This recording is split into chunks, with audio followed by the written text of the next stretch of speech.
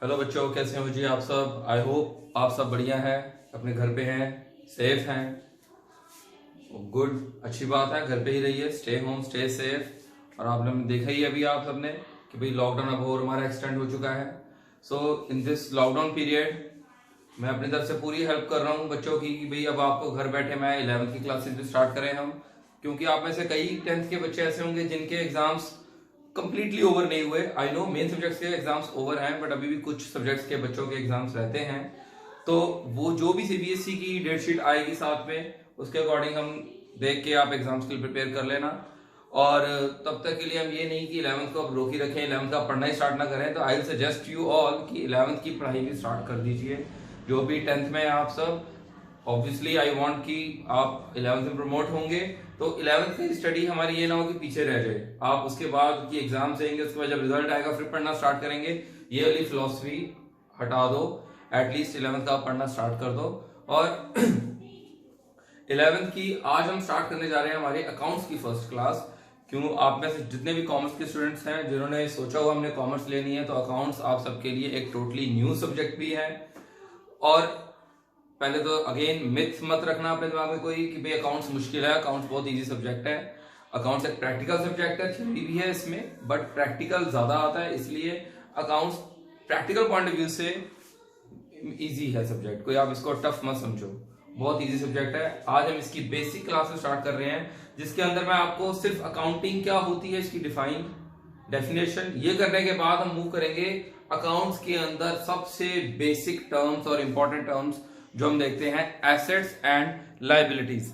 Assets and liabilities एक बहुत important term है कि कोई मतलब कॉमर्स वाले बच्चों को एसेट लाइबिलिटीज तो पता ही होना चाहिए कि एसेट क्या होता है, लाइबिलिटी क्या होता है। अभी के लिए हमारे को एसेट लाइबिलिटी पता है, बट एक आप कह सकते हैं जनरल टर्म से पता होगा एसेट लाइबिलिटी क्या होती है। बट आज हम इसको थोड़ा डिटेल में करेंगे, अच्छे से पढ़ेंगे, जिससे कि आपको ये क्लियर हो जाएंगी कि भाई एसेट लाइबिलिटी चीज क्या है। सो पहले हम स्टार्ट करते हैं कि हमारी 11th में अकाउंटिंग का मतलब क्या है, अकाउंटिंग होती क्या है। तो उसकी डिफाइन मैंने यहां लिखी है कि बिजनेस टर्म्स में हम अकाउंटिंग को क्या कहते हैं। The art of systematic recording, classifying, summarising in significant manner all those transactions which are in terms of money. मैंने ये डिफाइन आपको मेरे हिसाब से मुश्किल लग रही होगी, पर मैंने अभी भी इसको बुक में से कह सकते हैं थोड़ा इजी करके लिखना चाहा है। तो जो कि आपको बुकिश लैंग्वेज थोड़ी सी और टफ लग सकती है, बट आपने याद बुक वाली करनी होती है। बुकिश लैंग्वेज चाहे थोड़ी सी टफ हो, बट उसको जरूर याद करो। अगर आपने मार्क्स स्कोर करने हैं अपने एग्जाम में, तो आपको बुकिश लैंग्वेज ज्यादा लिखनी पड़ती है। और अपनी भी बनाइए, ये नहीं कि पूरा का पूरा रट्टा मारना। आपने रट्टे में बिलीव नहीं करते हम, बट ये है कि हाँ थोड़ा बहुत याद जरूर करना पड़ेगा आपको बुकिश लैंग्वेज, और उसके बाद थोड़ी सी अपनी बना सकते हैं आप। सो अगेन इस डिफाइन पे आते हैं हम। द आर्ट ऑफ सिस्टमेटिक, मैं थोड़ा इसको आप कह सकते हैं तोड़ तोड़ के पढ़ रहा हूं ताकि आपको इजी लगे। The art of systematic recording, पहले इतने पे रुकते हैं। आर्ट क्या होता है आप सब जानते हैं। आर्ट मतलब किसी भी कोई भी कला, एक हमारे अंदर ऐसी कला हो, आर्ट इसको कहते हैं। तो ये क्या है, अकाउंटिंग करना भी एक आर्ट है। किस चीज का, of systematic recording, classifying, summarising. अब इसको छोड़ते हैं, रिकॉर्डिंग एक आर्ट है, हमारे कला है हमारे अंदर, या कह सकते हैं अकाउंटिंग एक आर्ट है जिससे कि हम सिस्टमेटिक वे में रिकॉर्ड करते हैं। अब सिस्टमेटिक वे में मतलब होता है, systematically means step by step, एक तरीके से आप कह सकते हो कि तरीके से हर एक काम करना, उसको हम कहते हैं सिस्टमेटिकली काम करना। तो art of systematic recording, systematic way में रिकॉर्ड करना, क्लासिफाई करना, समराइज करना एक सिग्निफिकेंट मैनर, एक अच्छे तरीके से सिग्निफिकेंट मैनर में क्या चीज करना, ये सब कुछ क्या करना, किसके लिए कर रहे हैं हम ये word use, for all those transactions which are in terms of money. क्योंकि अकाउंटिंग कर रहे हो आप, तो हर एक ट्रांजेक्शन, हमने ट्रांजेक्शन का मतलब क्या होता है, लेन देन करना। मैंने आपसे आपकी दुकान पे आके कपड़े खरीदे, ये हमारे बीच में, मैंने आपसे कपड़े खरीदे, आपने मेरे से पैसे लिए, ये ट्रांजेक्शन हुई हमारे बीच में, तो इसको ट्रांजेक्शन कहते हैं। तो अकाउंटिंग क्या है, एक आर्ट है सिस्टमैटिक वे में रिकॉर्ड करना। रिकॉर्ड करना मतलब क्या होता है, ये नहीं कि आप माइक लेकर रिकॉर्ड कर रहे हैं कुछ, ये रिकॉर्ड करने का मतलब होता है आपके पास बुक है, किताब, पेंसिल, पेन होना चाहिए और आप इसके ऊपर कुछ लिख रहे हैं। फॉर एग्जाम्पल मैंने आपसे जो कपड़े खरीदे, अगर फॉर एग्जाम्पल 5000 के खरीदे, तो आपने उसी टाइम अपनी बुक में लिख लिए, चाहे मैं कैश में खरीद रहा हूं चाहे मैं उधार पे खरीद रहा हूं, बट आप अपनी बुक में लिख रहे हो कि मैंने चौहान सर ने आपकी दुकान से इतने के गुड्स खरीद लिए हैं, इतने के कपड़े खरीद लिए हैं। ये होता है रिकॉर्ड करना। ओके, ये रिकॉर्ड आज की डेट में जैसे कि आजकल मॉडर्न वे है, तो हमारे पास कंप्यूटर्स हैं, लैपटॉप्स हैं, टैब्स हैं, मोबाइल्स हैं, जिसके अंदर हम ट्रांजेक्शन नोट कर लेते हैं। सो ये होता है रिकॉर्ड करना। So art of systematic way में रिकॉर्ड करना। अब आप बोलेंगे सर सिस्टमैटिक वे में क्या हुआ इसमें? तो सिस्टमैटिक वे में मतलब बेटा यही होता है कि अगर आप रिकॉर्ड कर रहे हो और उसके ऊपर प्रॉपर डेट, आज की डेट, अगर मैंने आपसे गुड्स आपसे आज खरीदे हैं तो आज की डेट डाल के, टाइम डाल के आपने रिकॉर्ड कर लिया कि मैंने आपकी दुकान से आज की डेट पे इतने बजे गुड्स खरीदे हैं, इतने के गुड्स खरीदे हैं, मैंने आपको कैश दी है पेमेंट या उधार पे की, ये सारा कुछ आपका लिखना, यही सिस्टमेटिक वे में होता है। कभी कभार होता है हमने मान लो ट्रांजेक्शन करी और मैं बोल दिया चलो दे दे यार गुड्स दे दे इनको, कोई बात नहीं, और मैं खाना खा रहा था, मैंने मान लो नोट नहीं करा, उसके बाद मेरे को याद भी नहीं रहा, पूरा दिन निकल गया, 2 दिन निकल गए, तीसरे दिन मुझे याद आया ओ यार मैंने उसको गुड्स बेचे थे, और यार वो भी नोट कर ले, पर उसके बाद पता लगता है यार वो किताब में वो हमारी रजिस्टर में जगह नहीं बची, तो हमने क्या करा, अलग डेट डाली, मतलब आज जैसे मान लो अगर 15 अप्रैल है तो मैंने 18 अप्रैल को नोट कर रहा हूं और डेट 18 अप्रैल की डाल दी, या 15 अप्रैल में तो जगह बची नहीं, 18 अप्रैल में डाल दे, तो ये हो गया गलत, इसलिए सिस्टमेटिक वे में ना हुआ। तो ये सिस्टमेटिक वे का मतलब होता है हर एक चीज को प्रॉपर तरीके से करना। That means art of systematic recording, recording का मतलब समझ आ गया आपको, रिकॉर्ड करना। क्लासीफाइंग, अब क्लासीफाइंग का मतलब क्या है? क्लासीफाई का मतलब होता है कभी कभार हमने 2 रजिस्टर बनाए होते हैं, एग्जांपल ले रहा हूं मैं, मतलब एक्चुअली बहुत गहरा भी होता है पर बच्चों को अभी जिससे समझ आ जाए, मेरा मतलब वो है समझाने का।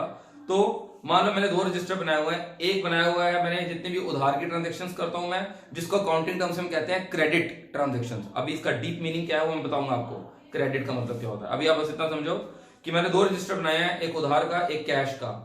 तो अगर मेरे पास कोई उधार की चीज खरीदने आएगा तो मैं उधार वाले में रिकॉर्ड करूंगा, कैश वाले में खरीदेगा कैश वाले में रिकॉर्ड करूंगा। ये होता है क्लासीफाई करना कि मेरे को मान लो मैं बैठा हूं, मेरे को किसी वर्कर ने एक ट्रांजेक्शन कोई कपड़े बेचे उसने और मेरे को उस टाइम आके बताया उसने, मैं बाद में आया दुकान में तो उसने मुझे बता दिया सर मैंने ये रफ लिख लिया, आप अपने रजिस्टर में नोट कर लो। तो मैंने उससे पहली चीज ये पूछी उधार में बेचा कैश में, उसने बोला सर कैश में, तो मैंने अपना कैश वाला रजिस्टर उठाया और उसमें नोट करा। इसको होता है क्लासीफाई करना। मैंने ट्रांजेक्शन पूछी कौन सी हुई, कैश में हुई उधार में हुई, मैंने उसके अकॉर्डिंग वाला रजिस्टर उठाया, इसको हम कहते हैं क्लासीफाई करना। तो मैंने ट्रांजेक्शन देखना और उसके अकॉर्डिंग क्लासीफाई करके उसके अकॉर्डिंग उसमें पुट कर देना, इसको होता है क्लासीफाई करना। क्लासिफिकेशन और किसी तरीके से भी हो सकती है कि मान लो हमने रजिस्टर ये 2 बने, अभी बताया आपको कि 2 बनाए हैं। अब कभी कभार होता है हमने रजिस्टर हो सकता है 3 बनाए हो, 4 बनाए हो, किसके वे में क्लासिफिकेशन हो रही है? एक मैंने बनाया है जो मैं गुड्स बेचता हूं कस्टमर को, ठीक है जी, एक मैंने बनाया जो मैं गुड्स बेचता हूं, मैं अगर मान लो एक होलसेलर हूं, एक मैं बेचता हूं डायरेक्ट जो कस्टमर आते हैं मेरे पास, एक आते हैं मेरे पास जो रिटेलर्स आते हैं लेने, मैंने उनका रजिस्टर अलग बनाया है।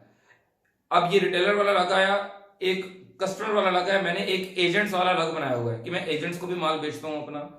तो एजेंट्स के में भी इन 3 रजिस्टर बनाए, इन 3 के आगे मैंने फर्दर इनको भी 2-2 में डिवाइड किया हुआ है, कैश उधार कैश उधार कैश उधार। तो अब ये 6 रजिस्टर बन गए मेरे, इसको मैं बोलूंगा क्लासीफाई करना। तो मतलब मेरे को देखना है ट्रांजेक्शन किसको करी है जी आज, ये तो आया 4 रिटेलर आए थे मेरे पास, वो माल ले गए हैं, तो मैं रिटेलर वाला रजिस्टर निकालूंगा, उसके अंदर 2 कैश में करी थी ट्रांजेक्शन, 2 उधार में करी थी, तो मैं कैश रजिस्टर में डालूंगा, उधार वाली उधार रजिस्टर में डालूंगा। इसको हम कहते हैं क्लासीफाई करना। क्लियर हुआ जी? आफ्टर दैट क्लासिफाइंग के बाद मैंने बोला समराइजिंग। समराइजिंग का मतलब क्या होता है? इसके लिए हम बनाते हैं ट्रांजेक्शन, तो देखो बहुत बड़ी बड़ी होती हैं। अब आगे जाके आप बनाएंगे रजिस्टर्स वगैरह जितने भी, मैंने अभी एग्जांपल दे रहा हूं, जो हम इन्हीं रजिस्टर्स के ऊपर अपने मान लो क्लास वर्क रजिस्टर्स के ऊपर अकाउंट्स बनाना सीखेंगे कि अकाउंट्स कैसे कैसे बनते हैं। तो उनको कहते हैं समराइज वे में लिखना, क्योंकि अकाउंटिंग के अंदर आप हर एक चीज मैंने ये तो जस्ट आपको एग्जांपल के लिए बताया, तो हर एक चीज हम बस अकाउंट्स के अंदर ट्रांजेक्शन ऐसे थोड़ा लिखते हैं कि मिस्टर राहुल एंड ब्रदर्स हमारे से इतने का माल ले गए हैं। अब इसको मैं सीधा ये डिटेल थ्योरी फॉर्म में थोड़ा लिखना होता है हमने, चलो ये भी रिकॉर्ड करना होता है, बट उसके बाद बनाते हैं हम अकाउंट्स, ताकि इतनी बड़ी कहानी लिखने की बजाय हम सीधा अकाउंट्स के अंदर 2 लाइनें डालें और एंट्री हो गई।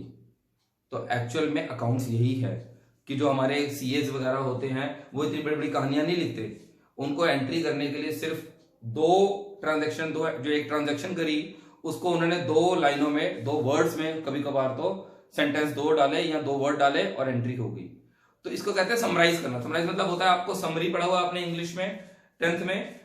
तो समरी मतलब होता है छोटा कर देना, इतनी बड़ी चीज को इतने में लिख देना। तो वैसे ही अकाउंट्स में भी इतनी बड़ी ट्रांजैक्शन को जब हम इतने में करके एक अकाउंट में डाल देते हैं, वो होता है हमारा समराइज वे में लिखना। तो अब आपको ट्रांजैक्शन बहुत अच्छे से समझ आएगी। ये द आर्ट ऑफ सिस्टमैटिकली मतलब प्रॉपर तरीके से रिकॉर्ड करना, क्लासिफाई करना ट्रांजैक्शन को, समराइज मतलब छोटा करके लिखना, इन सिग्निफिकेंट मैनर मतलब होता है एक तरीके से, सिग्निफिकेंट मैनर मतलब हुआ यहाँ पे एक अच्छे तरीके से। आप कह सकते हो इसके अंदर नीट एंड क्लीन तरीके से लिख रहे हैं तो नीट एंड क्लीन लिखो, और अगर आप कंप्यूटर पे एंट्रीज कर रहे हैं तो उसमें भी अकाउंट्स बनाते टाइम आपको पता होना चाहिए कौन सी आइटम डेबिट में डालनी है, कौन सी क्रेडिट में डालनी है, तरीके से डालना। ये ना कि उसके बाद हम कटिंग कर रहे हैं, ये होता है एक गलत तरीका। इसलिए हमें कटिंग वगैरह सब कुछ अवॉइड करके नीट एंड क्लीन डालना, पोस्टिंग करना, इसको हम कहते हैं सिग्निफिकेंट मैनर। अच्छे तरीके से वो ट्रांजेक्शन्स डालना जो सारी की सारी पैसों की टर्म्स में है, मनी की टर्म्स में है, क्योंकि मनी की ट्रांजेक्शन से हमारे लिए इंपॉर्टेंट है। हम अकाउंट्स कर रहे हैं, अकाउंट्स के अंदर हमने वो ट्रांजेक्शन लेनी है जो सिर्फ और सिर्फ पैसों की टर्म्स में है। Got it? तो इसको हम कहेंगे, ये हमारा अकाउंटिंग का मतलब ये होता है। अभी डिफाइन इसकी बहुत बड़ी भी है, पर आपको मैंने मतलब समझा दिया। अब आप इसकी कोई भी डिफाइन पढ़ोगे, किसी भी बुक से पढ़ेंगे, नेट से पढ़ेंगे, आपको समझ आ जाएगी क्या मतलब है इसका। अब इसके बाद में आपको बता देता है एसेट लायबिलिटीज, एक बहुत ही बेसिक टर्म्स है, हमने ये सीखनी है और बहुत इंपॉर्टेंट टर्म्स भी हैं। तो मैंने बेसिक टर्म्स हेडिंग के अंदर एसेट्स डाला, पहले हम इसको लायबिलिटी भूल जाते हैं, पहले एसेट्स सीखते हैं एसेट्स क्या होते हैं। अब एसेट्स का मतलब क्या होता है? एसेट्स हमारे वो रिसोर्सेज होते हैं which helps in further inflow of cash। ये हमारे वो रिसोर्सेज हैं जो हमारे को हेल्प करते हैं पैसा जनरेट करने में, which helps in the generation of cash कह सकते हो, या further inflow of cash. Inflow of cash मतलब होता है कैसा पैसा आना, इनफ्लो, आउटफ्लो होता है जाना, इनफ्लो होता है आना। सो ये हमारे वो रिसोर्सेज है हमारे पास जिससे हमारे को फ्यूचर में पैसा आएगा। ओके जी, अब इसकी हम डिटेल पढ़ते हैं। ये एसेट्स जो होते हैं ये हमारे दो तरीके के होते हैं, करंट एसेट्स और non current assets. Current assets, यहाँ पे करंट का मतलब कोई करंट लगने वाला करंट नहीं है, यहाँ करंट एसेट्स का मतलब होता है वो एसेट्स जो हमारे को realise cash in less than 1 year, जो हमारे को पैसा दे देते हैं, मिल जाता है, जिनके थ्रू हमारे को 1 साल के अंदर अंदर, उसको हम कहेंगे ये हमारे करंट एसेट्स होते हैं। अगर आपको नहीं समझ आया, एग्जांपल से बहुत अच्छे से क्लियर होगा आपको। मान लो नहीं, इससे पहला एग्जांपल तो बहुत सिंपल है। कैश, आपकी जेब में जितना पड़ा हुआ पैसा, आपके घर में आपके सेफ में जितना पैसा पड़ा हुआ है, आपके बैंक में जितना पैसा पड़ा हुआ है, ये सारा आपका एसेट है। क्योंकि हम एसेट के अंदर कैश तो होता है पैसा, money in liquid form. Liquid का मतलब होता है बिल्कुल कैश की फॉर्म में हमारे पास जो पड़ा हुआ है। सो जो हमारे घर में, हमारी पॉकेट में, हमारे तिजोरी में, हमारे बैंक में जितना पैसा पड़ा हुआ है, ये हमारा एसेट कहलाता है कि मेरे पास ये एसेट है। चाहे आपकी जेब में अभी इस टाइम पे 100 रुपए पड़ा है, 1000 पड़ा है, 1 लाख पड़ा है, आपके सेफ में 10 लाख पड़े हैं, जितना भी पैसा पड़ा, आपके बैंक में 50 लाख पड़े हैं, ये सारा आपका एसेट है। Got it? इसको हम कहते हैं ये हमारा एसेट है, asset. So cash in hand, cash at bank. इसके बाद आती है बारी स्टॉक की। अब ये स्टॉक क्या है? स्टॉक को मैंने ब्रैकेट में इन्वेंट्री लिखा है। स्टॉक को हम इन्वेंट्री भी कहते हैं। 12th में आपके और बड़ी क्लासेस के अंदर आप देखोगे इनको इन्वेंट्री भी बोला जाता है। तो स्टॉक क्या होता है? एग्जाम्पल, मान लो मेरा अगर बिजनेस है बुक्स बेचने का, मेरी स्टेशनरी शॉप है, मैं बुक्स बेचता हूं अगर, तो मेरे पास मेरे शॉप के अंदर जितनी भी बुक्स पड़ी हैं, मेरे लिए वो स्टॉक है। स्टॉक भी कहते हैं, इन्वेंट्री भी कहते हैं। मैं इसको यहां पे लिख देता हूं, इसको हम गुड्स भी कहते हैं, गुड्स। हम इसको गुड्स भी कहते हैं, ये गुड्स भी कहलाते हैं। तो मेरे पास अगर मेरा बुक्स का काम है, स्टेशनरी की शॉप है, तो जितना भी मेरे पास बुक्स पड़ी हैं, ये सारा मेरे लिए मेरे गुड्स हैं, स्टॉक है। आपने देखा होगा कभी कभार, आप अगर मोबाइल, जैसे मोबाइल दुकान ले लो एग्जांपल, जब मैं बुक्स का एग्जांपल कंटिन्यू करता हूं। मान लो मैं अगर अपने किसी दुकान पे गया, मैंने उस भैया को बोला कि भाई मेरे को आपने टीएस ग्रेवाल बुक मिल जाएगी अकाउंट्स की। उसने बोला सर रुको मैं स्टॉक में चेक कर लेता हूं अपने। तो स्टॉक मतलब क्या आता है यहाँ पे? जिस चीज का बंदे का जो काम हो उसके लिए वो स्टॉक हो जाता है। मैं मान लो अगर एक फर्नीचर शॉप में जाता हूं, उसको बोलता हूं भैया मेरे को ना यार व्हाइट कलर का सोफा सेट चाहिए, व्हाइट कलर का। उसने बोला सर आपके सामने ये लगे हुए हैं, बाकी मेरे गोडाउन में भी मैं चेक कर लेता हूं। उसने अपने लैपटॉप में एंट्री कर आके चेक करा, मुझे बताया सर सॉरी स्टॉक में नहीं है। तो मतलब उनके लिए सोफा, फर्नीचर की शॉप वालों के लिए सोफा स्टॉक हो गया। ऐसे ही मान लो अगर मैं किसी गारमेंट्स की शॉप पे जाता हूं, उनको मैं बोलता हूं मुझे जीन्स चाहिए और मुझे ब्लैक कलर की जीन्स चाहिए, मंकी वॉश में चाहिए, तो उसने बोला सॉरी सर हमारे पास स्टॉक में अवेलेबल नहीं है, तो उनके लिए कपड़े स्टॉक हो गए। ऐसे ही अगर मैं किसी स्पेक्स की शॉप पे जाता हूं, उनको बोलता हूं मुझे ये वाला फ्रेम चाहिए, मुझे ऐसा फ्रेम चाहिए, वैसा फ्रेम चाहिए, तो उन्होंने वो भी अगेन बोला सॉरी सर मैं स्टॉक में एक बार चेक कर लेता हूँ, स्टॉक में चेक करा, हाँ सर हमारे पास स्टॉक में ये मिल जाएगा, स्टॉक में अवेलेबल है, पर आपको मिलेगा कल तक, आने में टाइम लगेगा। तो स्टॉक, आपने वर्ड पकड़ना है स्टॉक, गुड्स, स्टॉक, इन्वेंट्री, ये तीनों एक ही चीजें हैं। और कोई भी चीज, जिस चीज का बंदा काम करता हो वो उसके लिए स्टॉक हो जाता है, उसका बंडल में माल पड़ा होना। तो ये सारा भी आपका करंट एसेट में क्यों होता है, क्योंकि स्टॉक हमारे पास जितना भी होता है, अगर आप एक मोबाइल डीलर हैं, आपके पास, मैं मान लो लेने आता हूं, मुझे आईफोन 11 चाहिए, मुझे आईफोन 11 प्रो चाहिए, आपने बोला सर एक मिनट मैं स्टॉक में चेक कर रहा हूं, आपने मुझे बोला सर मिल जाएगा अभी ले सकते हो आप, तो मैंने उसको बोला अभी पैसे पकड़ो, ये लो मुझे दे दो, आईफोन 11 दे दो, तो मैं और पैसे दिए और लेके आ गया। और उसने उसके बाद ऑर्डर करे भाई 4 आईफोन और मंगा दो, क्योंकि मेरे आज के दिन में 2 और बिक गए हैं, 2 बिक गए, उसने 4 और स्टॉक में मंगा ली। तो मतलब आप ये देखोगे स्टॉक के अंदर पड़ा हुआ माल बिकता रहता है और दूसरा आता रहता है, फिर बिक जाता है, फिर आ जाता है। यही होता है सोफा सेट वाले एग्जांपल में। अगर मैं ऐसे सोफा लेने गया, मैंने सोफा खरीद के आ गया, व्हाइट कलर का सोफा मुझे मिल गया, मैं लेके आ गया, तो उसके बाद स्टॉक में तो कम हो गया ना, वो आगे ऑर्डर करेगा भाई एक सोफा और बना दो या 2 सोफे और बना दो व्हाइट कलर के, ताकि वो स्टॉक में दोबारा डाल देंगे। मतलब आपने ये देखना जो मैंने यहाँ लिखा है, it realise cash in less than 1 year, 1 साल के अंदर अंदर ये हमारे को कैश रियलाइज कर देते हैं। मतलब हम स्टॉक डालते ही इसलिए, हमारा स्टॉक जो पड़ा होता है 1 साल के अंदर अंदर हमारे को उससे पैसे रियलाइज हो जाते हैं। तो ये हुआ स्टॉक। देन आता है डेटर्स। अब डेटर्स क्या होते हैं, ये भी बहुत कॉमन इसके अंदर टर्म है। डेटर्स वो बंदे होते हैं, आप कह सकते हैं, मैं बंदे बोल रहा हूं, आप कह सकते हैं कोई आपने किसी फर्म को अगर माल बेचा तो फर्म भी कह सकते हो आप। मतलब डेटर्स, मैं भी एग्जांपल बंदों से लूंगा तभी समझ आएगा आपको। कोई पर्सन, अगर मान लो मैं किसी एग्जांपल ले लेता हूं, जैसे अमन है, कोई अमन, मैंने अमन नाम का कोई मेरा फ्रेंड है, या मान लो कोई मेरा क्लाइंट है, मैंने उससे, अगर मुझे पता है मेरा वो कस्टमर है, I am a wholesaler and वो रिटेलर है, मेरे से वो माल खरीदता है, मैंने उसको उधार पे गुड्स बेच दिए 50,000 के, कि भाई उसने मेरे को कॉल करा कि सर मुझे गुड्स भिजवा दो 50,000 के, मैंने कहा ठीक है जी, भिजवा दिए। मैंने अगले दिन ही गुड्स भिजवा दिए उसके पास, उसने मेरे को भी पैसे पहुंचाए नहीं है, और उसने मेरे को बोला स्पेशली कि सर मैं आपको पेमेंट अगले हफ्ते करूंगा। मैंने कहा ठीक है। अब उस 1 हफ्ते के लिए अगर मुझे उसकी पेमेंट नहीं आती, उस 1 हफ्ते तक, या जब भी हम किसी बंदे को उधार पे माल बेचा, तो वो हमारा डेटर बन जाता है। डेटर मतलब जिनसे पैसे लेने हो हमने। सो डेटर्स कौन होते हैं, मैं यहां पे लिख रहा हूं, from whom we have to get money, we have to get money, जिनसे हमने पैसे लेने हैं वो हमारे डेटर्स होते हैं। क्लियर है जी। अब अगला आता है बिल रिसीवेबल। बिल रिसीवेबल क्या होते हैं, इनको हम शॉर्ट फॉर्म में बीआर कहते हैं। बिल रिसीवेबल भी इसी की तरीके से होता है। मैं इसमें एग्जांपल लूंगा कि मान लो मैंने अमन को गुड्स बेचे 50,000 के उधार पे, मेरा डेटर हो गया, पर उसने मुझे साथ में साथ ये बोला कि सर मैं आपको 3 महीने बाद पेमेंट करूंगा।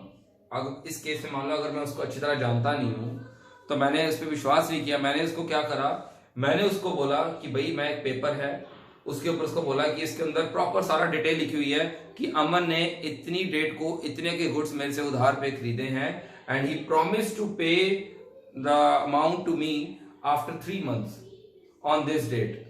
ये एक लीगल फॉर्म होता है जो कि आप कह सकते हो गवर्नमेंट की तरफ से होता है। उसके ऊपर उसने, अमन ने साइन कर दिए और मैंने भी साइन कर दिए। तो मैं उस बिल में, बिल रिसीवेबल, एक्चुअली क्या ये टर्म्स होती हैं, ड्रॉई, ये मैं आपको बाद में बताऊंगा। अभी मैं सिर्फ इतना बोलूंगा, मैंने उसके नाम पे ये बिल बनाया, उसने भी साइन करे, मैंने भी साइन करे, मैंने उसकी ओरिजिनल कॉपी मैंने रख ली, उसकी एक फोटोस्टेट कॉपी मैंने उसको दे दी, अब ये बिल मेरे लिए क्या है, बिल रिसीवेबल, क्योंकि इस बिल के थ्रू मुझे पैसा रिसीव होना है, तो ये मेरा एसेट है, क्योंकि मुझे इस बिल के थ्रू पैसे आने हैं। Got it? ये इसलिए होता है हमारा, इसको भी हम एसेट बोलते हैं। और ये बिल रिसीवेबल जो मैंने आपको बताया कि टाइम लिमिट 3 महीने 4 महीने बस इतने तक की होती है, ज्यादा बड़ी टाइम लिमिट नहीं होती इसकी, इसलिए 1 साल के अंदर अंदर इससे भी मान को पैसे मिल जाते हैं, तो ये भी एक करंट एसेट कहलाता है। नेक्स्ट आते हैं प्रीपेड एक्सपेंसेस। प्रीपेड एक्सपेंसेस वो एक्सपेंसेस होते हैं जो हमने खर्चे पहले ही पे करके रख दिए हैं, वो खर्चे जो हमने पहले पे कर दिए हैं। मान लो आपकी कोई ट्यूशन फीस है, अभी आपने कभी कभार आप में से ट्यूशन फीस कोई क्वार्टरली पे करते हो, कोई मंथली पे करते हो, और कोई पूरे ईयरली पे कर देते हो पहले एडवांस में। तो जो हम मनी अभी खर्चा आपके ऊपर, मान लो क्वार्टरली किसने पे करा, अप्रैल में सेशन स्टार्ट हुआ, अप्रैल के स्टार्टिंग में मुझे अगर किसी ने एडवांस फी पे कर दी 1 क्वार्टर की, मतलब अप्रैल मई जून की 3 महीने की एडवांस फी पे मेरे पास आ गई, तो ये मेरे लिए तो चलो मैं कहूंगा मेरे लिए तो लायबिलिटी होगी, अगले 3 महीनों की भी आ गई, पर जो पे कर देता है उसके लिए ये एसेट बन जाता है कि अगले 3 महीनों का खर्चा हमने आज ही पे कर दिया, इसलिए ये हमारा करंट एसेट बन जाता है कि वो खर्चा जो मेरे को भी पे करना था अगले महीने और उसके अगले महीने, मैंने 3 महीनों का खर्चा पहले ही आज ही पे कर दिया, इसलिए ये भी हमारा करंट एसेट है। एक्सपेंसेस पेड इन एडवांस, इसका मतलब ये होता है। और देन इसके बाद एटसेट्रा लिख सकते हो लास्ट में, क्योंकि ये खत्म नहीं होते। करंट एसेट्स, करंट लायबिलिटी ऐसी चीजें हैं जो हम बहुत कर लेंगे तो भी आपको लगेगा यार अभी भी कुछ न्यू आई जा रही है, तो इसलिए एटसेट्रा लिख दिया मैंने।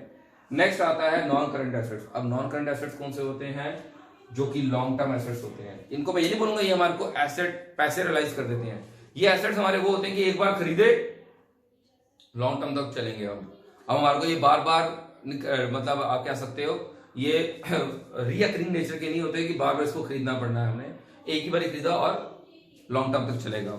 जैसे कि आप इसको देखो, नॉन करंट एसेट के अंदर मैंने फर्दर इसको बाइफिकेट किया है 2 पार्ट्स में, टेंजिबल और इनटेंजिबल। टेंजिबल का मतलब क्या होता है, वो टेंजिबल के अंदर मैंने नीचे लिखी दिए हैं फिक्स्ड एसेट्स, वो एसेट्स जो फिक्स्ड होते हैं, एक बार खरीदे और अब चलेंगे, सालों साल चलेंगे, तो उसको हम कहते हैं टेंजिबल और फिक्स्ड। फिक्स्ड एसेट का मतलब यहाँ कह सकते हैं जिनको हम टच कर सकते हैं, फील कर सकते हैं। टेंजिबल का मतलब ये होता है जिनको छू के हम टच कर सकते हैं और फील कर सकते हैं। तो ये आता है हमारा पहला बिल्डिंग। अगर आप बिल्डिंग खरीदते हो, एक बार खरीदी सालों साल चलती, चाहे आप अपने घर का एग्जाम्पल ले लो, चाहे आप अपने ऑफिस की बिल्डिंग का एग्जाम्पल ले लो। फर्नीचर, घर का फर्नीचर, ऑफिस का फर्नीचर एक बार खरीदा सालों साल चलता है। अब आप इसमें एक्सेप्शन कहीं डाल सकते हो, सर कई लोग तो हर साल फर्नीचर चेंज करते हैं, भाई करते हैं, जिनके पास पैसा होता है सब कुछ करते हैं, तो मैं यहाँ पे एक नॉर्मल बात कर रहा हूँ। फिक्स्ड एसेट वो होते हैं जो एक बार खरीदे सालों साल चले, बिल्डिंग, फर्नीचर, देन आता है व्हीकल्स। आप अपने कोई न्यू कार भी खरीदते हैं, अगर आप में से एक कार खरीदी उसके बाद हमारी 5 साल 10 साल तो कहीं नहीं गई, आराम से हम कार चलाते हैं, 5 साल तक मिनिमम चलाते हैं, उसके बाद चेंज करने का, उसको बेचने का सोचते हैं, तो ये भी एक बार खरीदा सालों साल चलता है। Plant and machinery. अब मशीनरी तो मतलब पता है प्लांट क्या है, ये प्लांट पौधे वाला नहीं है, यहाँ पे plant and machinery word use करते हैं हम बड़ी बड़ी मशीनरीज के लिए। जो बड़ी बड़ी मशीनरी होती हैं, आप कह सकते हो एक पूरे घर जितनी, बड़ी पूरी बिल्डिंग जितनी मशीनरीज भी आती हैं, जो बड़े बड़े फैक्ट्री सेटअप होते हैं, वहां पे इतनी बड़ी बड़ी मशीनें लगती हैं, उनको हम प्लांट बोलते हैं। आपने देखा होगा एसी प्लांट वर्ड सुना होगा कि मॉल्स वगैरह में एसी के प्लांट लगे होते हैं, जो कि उनकी टेरेस में एसी प्लांट लगे होते हैं बड़े बड़े, तो इसलिए उसको मशीन नहीं बोला जाता, प्लांट बोला जाता है। सो प्लांट एंड मशीनरी भी एक आपका फिक्स्ड एसेट है जो एक बार खरीदा सालों साल चलेगा। देन आते हैं कुछ इनटेंजिबल एसेट्स। अब now what are intangible assets, जो कि आप कह सकते हो ये एक फिक्स्ड नहीं होते कि एक बार खरीद लिया और हमें दिख रहे हैं, टच कर सकते हैं, फील कर सकते हैं, नहीं। ये इनटेंजिबल एसेट्स वो होते हैं जो आप दिखते नहीं है बट होते हैं, आप कह सकते हो इसको जो which are not visible but होते हैं। जैसे कि एग्जांपल पहला आया इसके अंदर गुडविल। अब गुडविल क्या होती है, मान लो आपने एक शॉप खोली, आपने जैसे मान लो मैंने चौहान ट्यूटोरियल्स के नाम से कोचिंग सेंटर खोला, अब उस कोचिंग सेंटर में मेरा बहुत अच्छा कोचिंग सेंटर चल रहा है, बहुत ज्यादा नाम बन गया मेरा।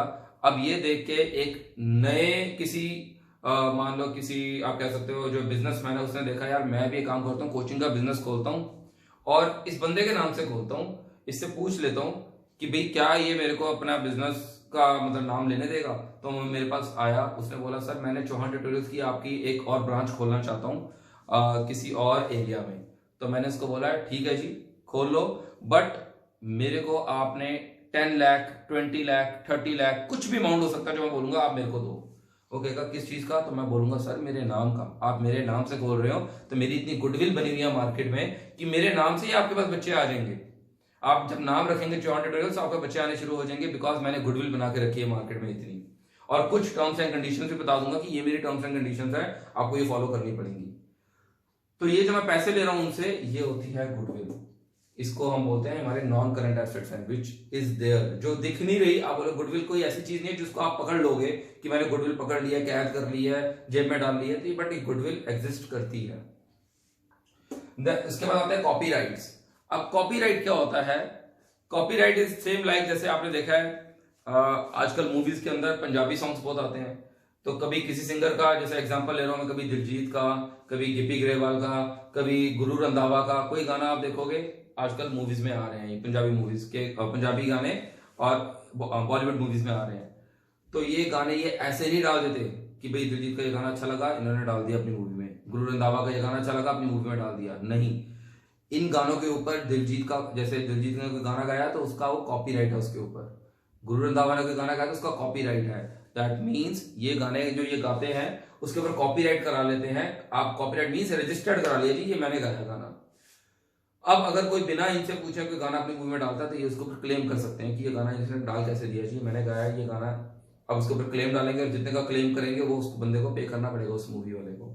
सो दैट मीन्स यहाँ पे भी कॉपीराइट चलते हैं कि कोई चीज अगर आपने कोई गाना गाया है, कोई अगर आपने कभी कभार तो पोएट्रीज भी होती हैं, किसी पोएट्स की पोएट्री है उसके ऊपर कॉपीराइट चलते हैं। तो हर एक चीज जिसके ऊपर कॉपीराइट करा लिया मतलब वो आपका हो गया, और उसको यूज करने के लिए भी सामने वाले को परमिशन लेनी पड़ेगी कि भाई ये आपका गाया हुआ, आपको कितने पैसे चाहिए, मैं आपको पैसे दे देता हूँ और मुझे ये गाना यूज करने दो, मुझे ये पोएट्री यूज करने दो। तो ये चीज होते हैं, इसको कॉपीराइट्स कहते हैं। अब ऐसे ही आते हैं पेटेंट्स। पेटेंट राइट होते हैं, ये मोस्टली होते हैं नाम के ऊपर। जैसे कंपनी है सैमसंग, एप्पल, ये सारी कंपनीज क्या है, ये सैमसंग नाम अगर आप कोई कंपनी खोलते हो और अगर आप अपनी कंपनी का नाम सैमसंग रख दोगे तो आपके ऊपर सैमसंग कंपनी क्लेम कर देगी कि आपने नाम कैसे रख दिया जी।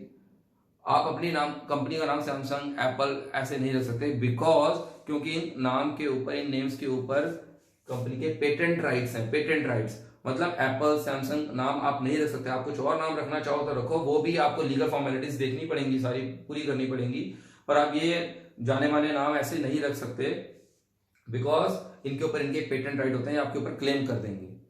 Similarly royalty. अब रॉयल्टी क्या होती है?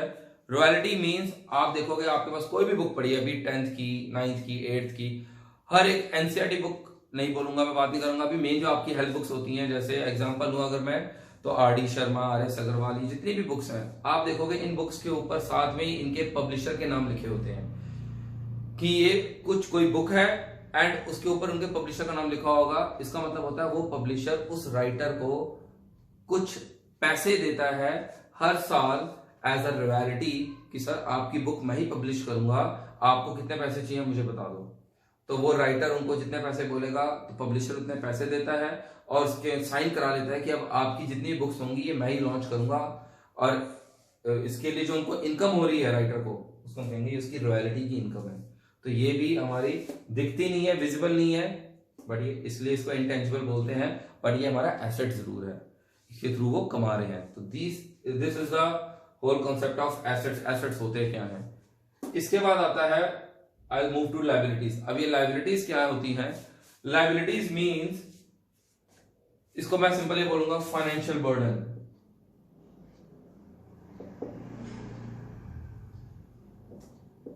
फाइनेंशियल बर्डन मतलब आप कह सकते हो सिंपल लैंग्वेज में कर्जा। अगर आपके ऊपर सिर पे कर्जा है कोई तो उसको हम कहेंगे लायबिलिटी है आपके ऊपर। और लायबिलिटी होती है अगेन ये भी दो तरीके की, कुछ करंट लायबिलिटी, कुछ non current liability.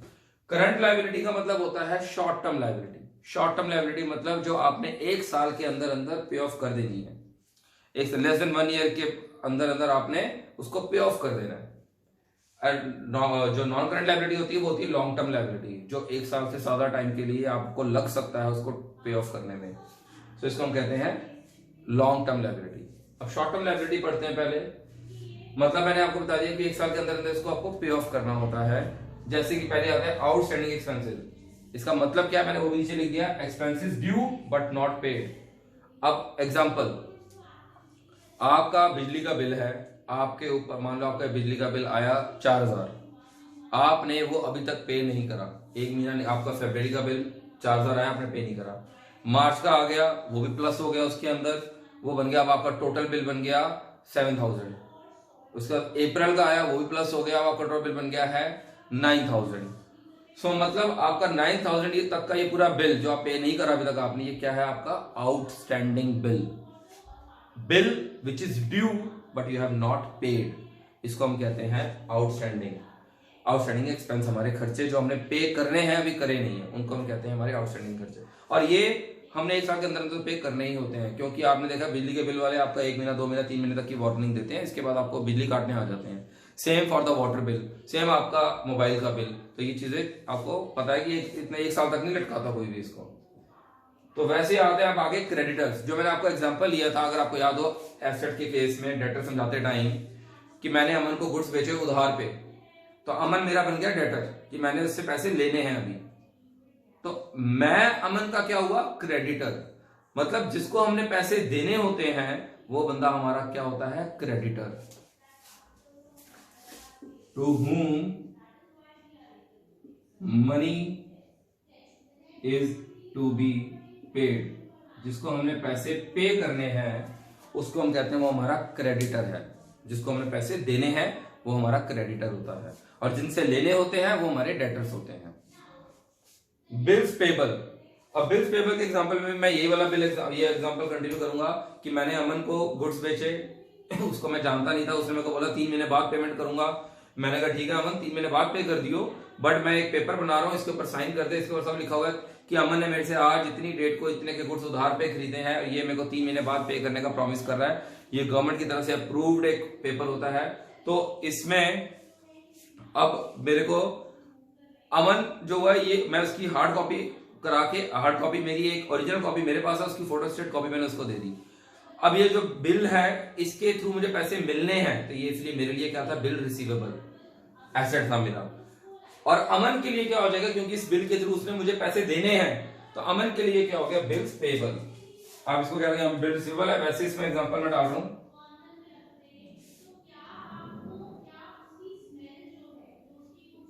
through which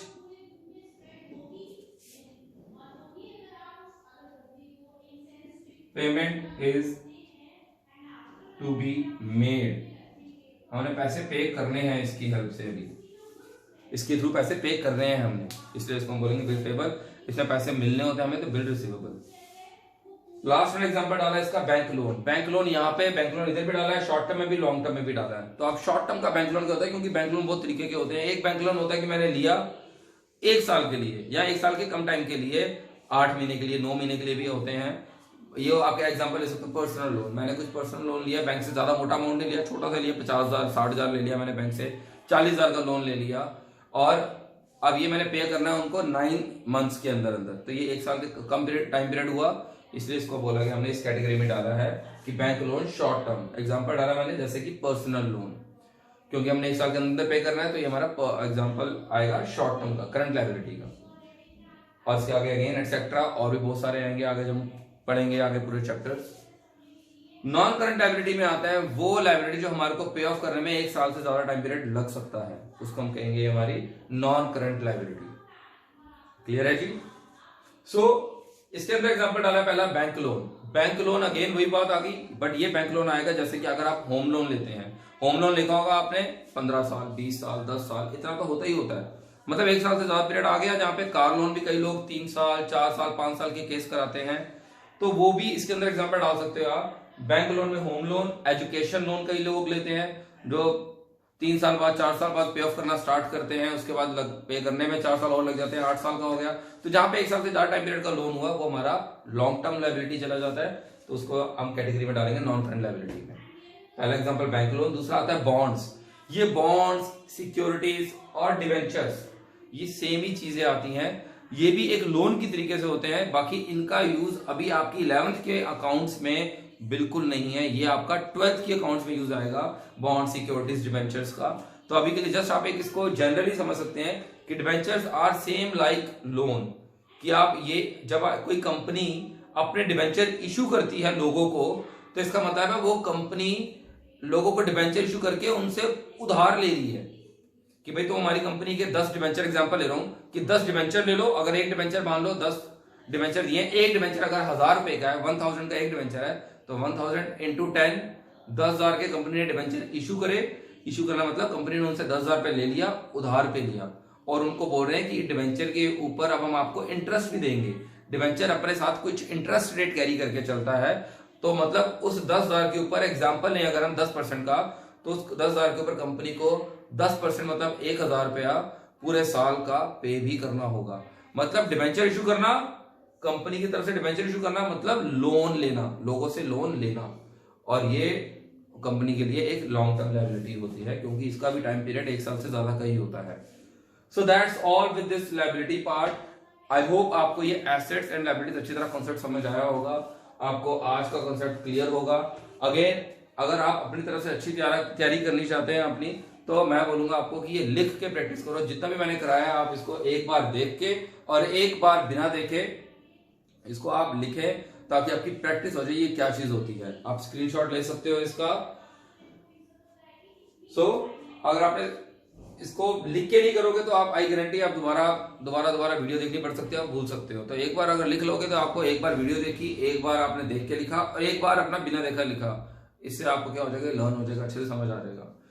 अगर आपको आज की वीडियो पसंद आई है तो please like, subscribe and share it with your friends also. Share करेंगे आपको, सबको पता लगेगा। आपको कॉन्सेप्ट अगर अच्छा लगा है, समझ आया अच्छे से, तो do share it and subscribe my channel. So आज की वीडियो हम इतनी करते हैं कंप्लीट, और नेक्स्ट वीडियो हम इसके बाद नेक्स्ट वीडियो में अकाउंटिंग की क्वेश्चन क्या होती है, मैं स्पेशली थ्योरी में इतना ही समझाऊंगा। अभी आपको इसका थोड़ा प्रैक्टिकल पार्ट की तरफ मूव करेंगे नेक्स्ट वीडियो में, क्योंकि प्रैक्टिकल क्वेश्चन आपको ज्यादा अच्छे से क्लियर होगा और थोड़ा इंटरेस्ट आएगा अकाउंट्स करने का। नहीं तो अगर हम 2-3 क्लासेस में ये थ्योरी चलाते जाएंगे तो आई गारंटी आप बोर हो जाओगे और आपको मजा नहीं आएगा फिर। तो इसलिए मैं नेक्स्ट क्लास में आपको व्हाट इज अकाउंटिंग इक्वेशन वो समझाऊंगा, एंड देन साथ में इसके हम कुछ प्रैक्टिकल क्वेश्चन स्टार्ट करेंगे। ओके जी, साथ साथ में आपको मैं इस पर टिप्स देता रहूंगा कैसे प्लस क्या माइनस होता है। सो दैट्स ऑल, आज के लिए इतना ही करते हैं। And till then goodbye, take care of yourself, God bless.